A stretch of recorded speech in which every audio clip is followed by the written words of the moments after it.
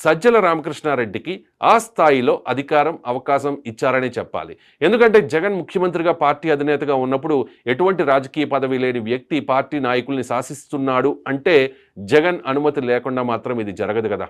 అయితే జగన్ పరిపాలన వ్యవహారాల్లో ఉన్నప్పుడు రాజకీయ వ్యవహారాల బాధ్యతలు పార్టీలో వైవి సుబ్బారెడ్డి, విజయసాయిరెడ్డి, సజ్జల రామకృష్ణారెడ్డి లాంటి వారికి అప్పగించారు.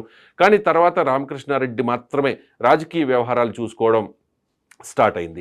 ఒక దశలో పార్టీలో విజయసాయిరెడ్డి నెంబర్ 2 అనుకున్న వాళ్ళంతా ఆయనకు రాజ్యసభ పదవి ఇస్తారో ఇవ్వరో అనే స్థాయికి పరిస్థితి వెళ్ళింది. దాంతో సజ్జల రామకృష్ణారెడ్డి పూర్తిగా పార్టీకి సంబంధించిన, జగన్కి సంబంధించిన రాజకీయ వ్యవహారాలు చూసుకున్నారు.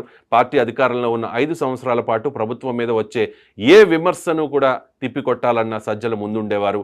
క్యాబినెట్లో తీసుకున్న నిర్ణయాలు సైతం మీడియా ముందుకు వచ్చి ఎస్ఆర్కే వివరించేవారు. ప్రభుత్వంలో ఆయన జోక్యాన్ని చూసి సజ్జల రామకృష్ణారెడ్డిని సకల శాఖ మంత్రి అనే బిరుదు ప్రతిపక్ష పార్టీలు ఇచ్చాయి అంటే ఆయన గత ప్రభుత్వంలో ఎంతలా జోక్యం చేసుకున్నారో అర్థం చేసుకోవచ్చు. ఒక దశలో జగన్ బహిరంగ సభల్లో మాట్లాడే మాటలు కూడా సజ్జల రామకృష్ణారెడ్డి రాసి ఇచ్చిన స్క్రిప్ట్ అని కూడా విమర్శలు వచ్చాయి. అయితే జోక్యంతో పాటు వైఎస్ఆర్ కాంగ్రెస్ పార్టీ తీసుకునే ప్రతి రాజకీయ నిర్ణయం వెనుక సజ్జల ఉన్నారు అనేది వైసీపీలో వినిపించే మాట.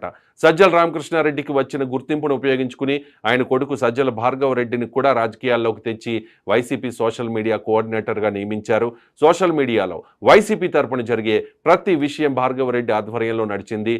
జగన్ వై నాట్ 175 అన్నారంటే దానికి సజ్జల ఇచ్చిన నమ్మకమే కారణం కావచ్చు. గతంలో ఒక వెలుగున వైసీపీ ఇప్పుడు అధపాతాళానికి పడిపోయిందంటే అన్ని వేళ్లు కూడా సజ్జల వైపే చూపిస్తూ ఉన్నాయి. నమ్మి అందలం ఎక్కిస్తే ఇప్పుడు సలహాలు ఇచ్చి సంకనాకిస్తావా అంటూ జగన్ సజ్జలను ఒక రేంజ్లో ఆడుకున్నారు అనేది వైసీపీలో ఉన్న ఇంటర్నల్ టాక్. పోసానితో మాత్రమే కాదు, ఏకంగా జగన్ చేతే పవన్ను ఇష్టం వచ్చినట్లు తిట్టించిన ఘనత కూడా సజ్జలదే అనే టాక్ ఉంది. దత్తపుత్రుడు, ముగ్గురు పెళ్లాలు లాంటి చిల్లర విమర్శల్ని బటన్ నొక్కుడు కార్యక్రమంలో జగన్తో చెప్పించింది సజ్జలేనట. పైగా కాంపిటీషన్ పెట్టి మరి గుడివాడ అమర్నాథ్, పేర్ని నాని, అంబటి రాంబాబు, ఆర్కే రోజాల చేత పవన్ను తిట్టించారట. వైసీపీకి అన్ని తానై ఉన్న సజ్జల కళ్లల్లో ఆనందం చూడడానికి పవన్ను తిట్టి ఇప్పుడు ఫలితం అనుభవిస్తూ ఉన్నారు సదరు నేతలు. వైసీపీ అధపాతాళానికి పడిపోయిందంటే దానికి పవన్పై జరిగిన మానసిక అత్యాచారమే ప్రధాన కారణం. ట్రీట్మెంట్ స్టార్ట్ అయింది కాబట్టి పోసాని బయటపడ్డాడు, కొందరు బయట పడలేకపోతూ ఉన్నారు అంతే.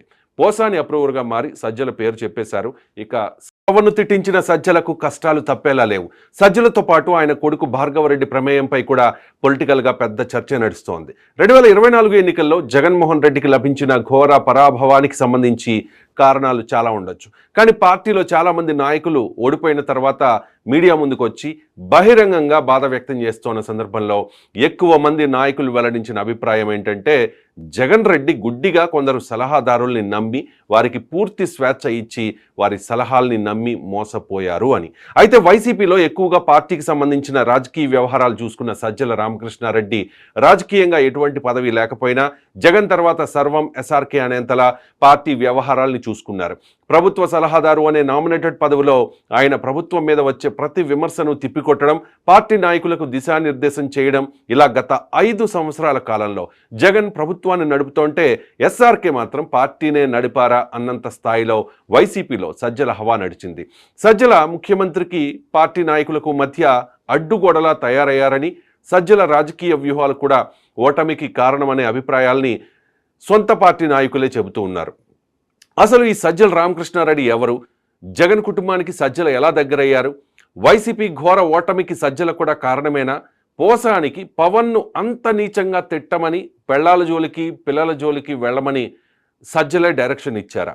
ఇంతకీ అసలు ఈ సజ్జల ఎవరు అంటే సజ్జల రామకృష్ణారెడ్డి ప్రభుత్వ సలహాదారుడిగా 2019 నుంచి 2024 వరకు